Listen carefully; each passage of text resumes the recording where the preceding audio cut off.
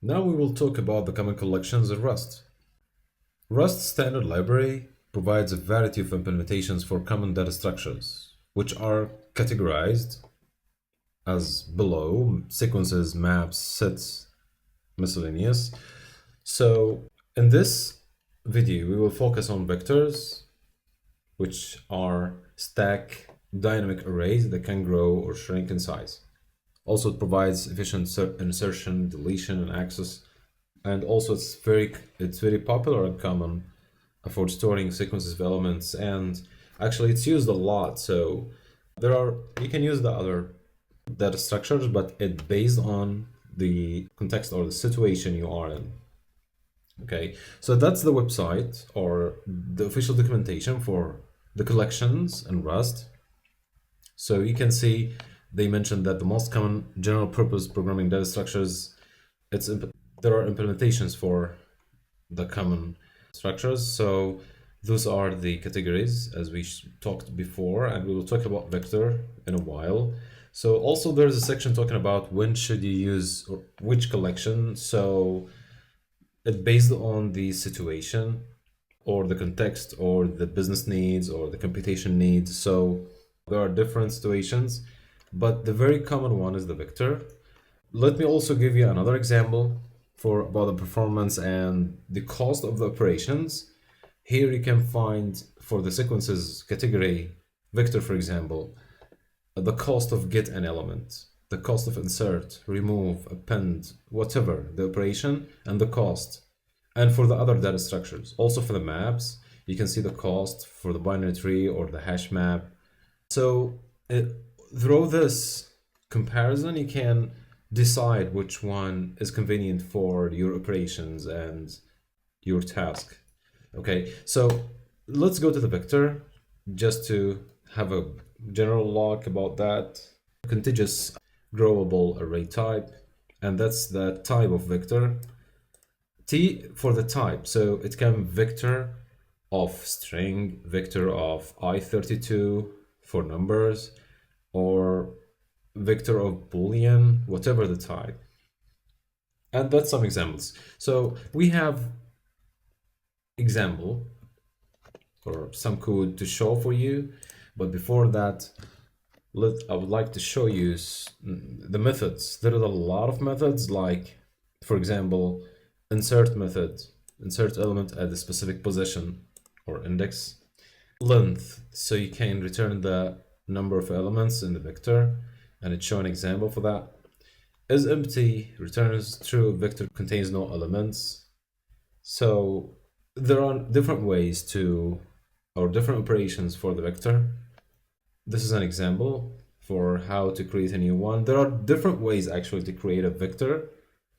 List of elements, pop and push. Push used for append the new element to the end.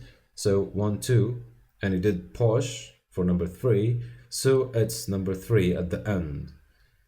And there is a pop, which is the inverse. Just remove the last elements for the vector and returns it.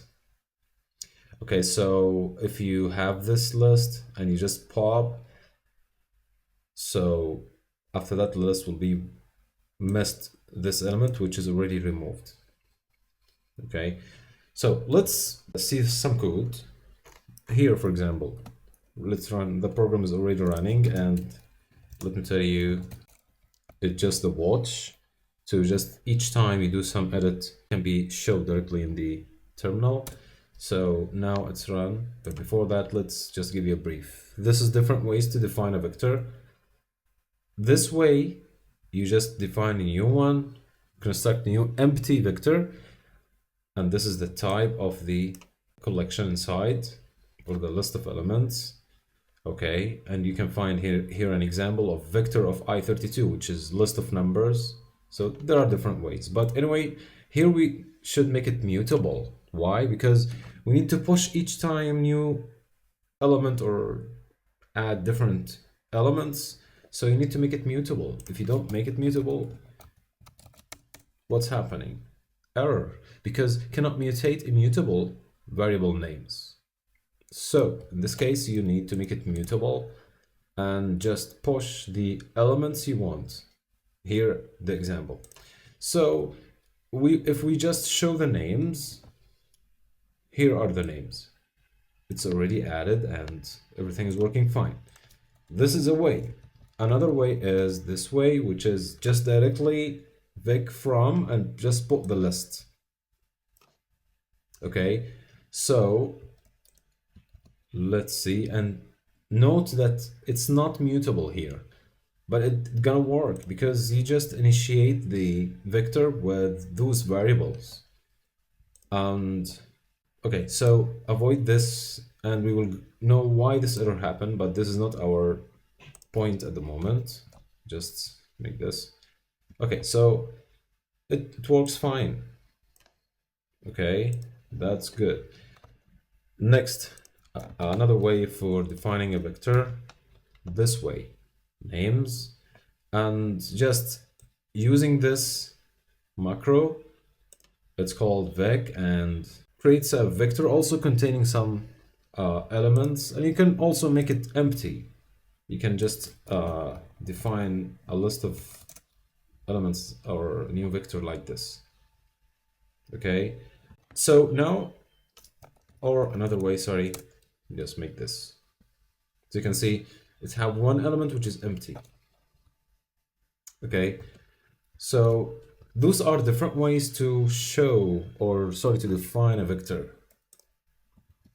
Okay, we need to make it mutable because if we just make pop, if we remove an element, it must be mutable. So we can make this mutable, no problem.